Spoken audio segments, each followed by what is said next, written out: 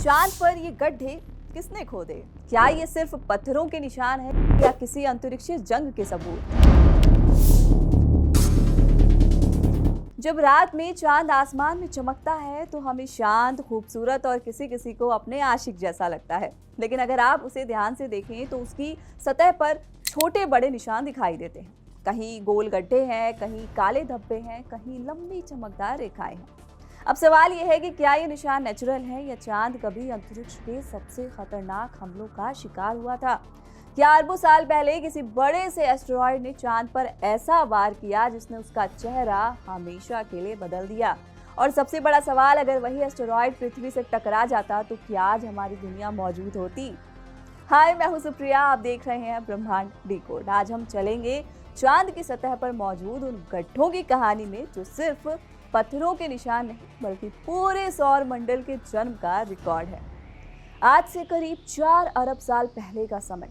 सोचिए, सौर मंडल नया नया बना था, सूरज जवान था, ग्रह अपनी अपनी जगह स्थिर होने की कोशिश कर रहे थे और अंतरिक्ष में लाखों करोड़ों चट्टानें, एस्टेरॉयड और कॉमेट्स बिना किसी ट्रैफिक नियम के इधर उधर भाग रहे थे। ये वो दौर था जब अंतरिक्ष शांत नहीं था। ये खतरनाक शूटिंग गैलरी जैसा था। हर तरफ टक्करें थी, कभी कोई चट्टान मंगल से टकराती, कभी पृथ्वी से और कभी चांद से। और जब कोई एस्टेरॉयड चांद से टकराता था तो वो सिर्फ सतह पर गिरता नहीं था, वो धमाका करता था। एक विशाल ऊर्जा निकलती थी, चट्टानें पिघलती थी, धूल अंतरिक्ष में उड़ती थी और कुछ ही सेकंड में सैकड़ों किलोमीटर चौड़ा गड्ढा बन जाता था। इन्हीं गड्ढों को वैज्ञानिक कहते हैं इम्पैक्ट क्रेटर्स। लेकिन यहाँ एक दिलचस्प बात है, अगर पृथ्वी और चांद दोनों पर ऐसे हमले हुए थे तो फिर पृथ्वी पर इतने क्रेटर क्यों नहीं दिखते? जवाब है क्योंकि पृथ्वी जिंदा है। यहाँ हवा चलती है, बारिश होती है, नदियां बहती हैं, समंदर है, ज्वालामुखी है और सबसे बड़ी बात, पृथ्वी की सतह लगातार बदलती रहती है। महाद्वीप खिसकते रहते हैं, पहाड़ बनते हैं, पुराने निशान मिटते रहते हैं। लेकिन चांद ऐसा नहीं है। चांद के पास ना तो मजबूत वायुमंडल है, न बारिश, न नदियां, न समंदर, न एक्टिव प्लेट टेक्टोनिक्स। इसीलिए अरबों साल पहले जो घाव चांद पर बने वे आज भी वहीं मौजूद हैं। सीधे शब्दों में कहें तो चांद एक कॉस्मिक टाइम कैप्सूल है। उसकी सतह पर सौर मंडल के बचपन की पूरी डायरी लिखी हुई है। इन गड्ढों में सबसे बड़ा और सबसे रहस्यमय नाम है साउथ पोल में एटकिन बेसिन।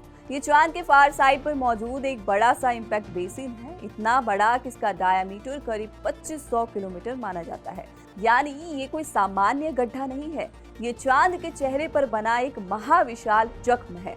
वैज्ञानिक मानते हैं कि इसे बनाने वाला एस्टेरॉयड लगभग 150 से 250 किलोमीटर चौड़ा रहा होगा। उसकी रफ्तार इतनी तेज थी कि वो एक सेकंड में करीब 20 किलोमीटर की दूरी तय कर सकता था। अब सोचिए, इतनी बड़ी चट्टान इतनी भयानक स्पीड से चांद से टकराई होगी तो क्या हुआ होगा? टक्कर के बाद चांद की सतह पिघल गई होगी, अरबों टन मलबा अंतरिक्ष में उछला होगा और चांद के अंदर तक झटका गया होगा। कुछ वैज्ञानिक तो ये भी मानते हैं कि इस टक्कर ने चांद के अंदर की बनावट और उसके दोनों चेहरे के फर्क को भी प्रभावित किया। लेकिन मजेदार बात यह है कि इतना बड़ा गड्ढा हम पृथ्वी से साफ साफ क्यों नहीं देख पाते? क्योंकि ये चांद के उस हिस्से पर है जो हमेशा हमसे दूर रहता है। अब सवाल आता है कि चांद हमेशा हमसे अपना एक ही चेहरा क्यों दिखाता है? इसे कहते हैं टाइडल लॉकिंग। चांद को अपनी धुरी पर घूमने में जितना समय लगता है, लगभग उतना ही समय उसे पृथ्वी के चक्कर लगाने में लगता है। इसी वजह से उसका एक ही हिस्सा हमेशा हमारी ओर रहता है। यानी हजारों सालों तक इंसानों ने चांद का सिर्फ एक ही चेहरा देखा है, दूसरा हिस्सा इंसानी आंखों के लिए अंधेरे रहस्य जैसा था। फिर साल 1959 आया। सोवियत अंतरिक्ष यान लूना 3 ने पहली बार चांद के फार साइड की तस्वीरें भेजी। तस्वीरें बहुत साफ नहीं थी, जैसा कि आप देख सकते हैं, लेकिन उन्होंने विज्ञान की दुनिया को हिला दिया क्योंकि चांद का दूर वाला हिस्सा सामने वाले हिस्से से बिल्कुल अलग था। हमारे सामने वाला हिस्सा अमूमन स्मूथ दिखता है, उस पर बड़े काले मैदान हैं, लेकिन फार साइड पर हर तरफ गड्ढे ही गड्ढे हैं। ऐसा लगा जैसे किसी ने चांद के उस हिस्से पर ज्यादा हमला किया हो। लेकिन कहानी इतनी सीधी नहीं है। असल बात यह है कि चांद के नियर साइड, यानी जो हिस्सा हमें दिखाई देता है, वहाँ बड़े बड़े लावा प्लेन्स बने थे। इन लावा प्लेन्स ने बहुत से पुराने क्रेटरों को भर दिया। इन्हीं काले मैदानों को वैज्ञानिक मारिया कहते हैं। मारिया का मतलब होता है सीज, यानी कि समंदर। पुराने एस्ट्रोनॉमर्स को लगा था कि ये समंदर है, लेकिन असल में ये जमे हुए लावा के विशाल मैदान थे। वहीं फार साइड पर ऐसे लावा प्लेन्स बहुत कम बने। वहां की क्रस्ट यानी कि पपड़ी मोटी रही, लावा कम निकला, इसीलिए वहां पुराने गड्ढे मिटे नहीं। यही वजह है कि चांद का दूर वाला हिस्सा ज्यादा क्रेटर्ड और ऊबड़ खाबड़ दिखाई देता है। लेकिन साउथ पोल का एटकिन बेसिन अकेला नहीं है। चांद पर कई ऐसे क्रेटर हैं जिनकी अपनी अलग कहानी है, जैसे कि टाइको क्रेटर। अगर आप फुल मून को ध्यान से देखें तो आपको चांद पर एक चमकदार बिंदु और उससे निकलती सफेद रेखाएं दिखाई देंगी। ये टाइको क्रेटर है। इन सफेद रेखाओं को कहते हैं इजेक्टा रेज। जब इम्पैक्ट हुआ तो मलबा सैकड़ों हजारों किलोमीटर दूर तक फैल गया।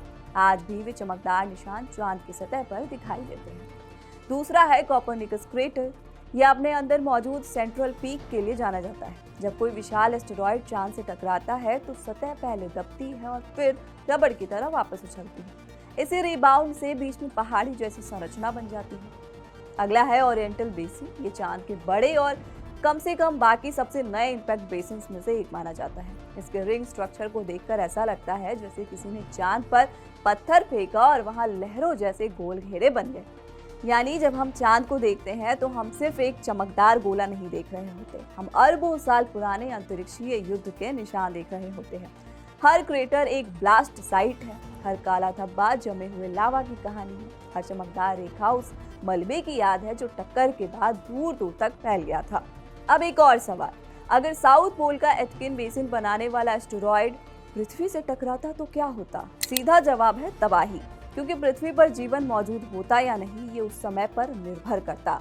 चांद सिर्फ हमारी रातों को रोशन नहीं करता, वो हमें ये भी याद दिलाता है कि अंतरिक्ष कितना खतरनाक हो सकता है।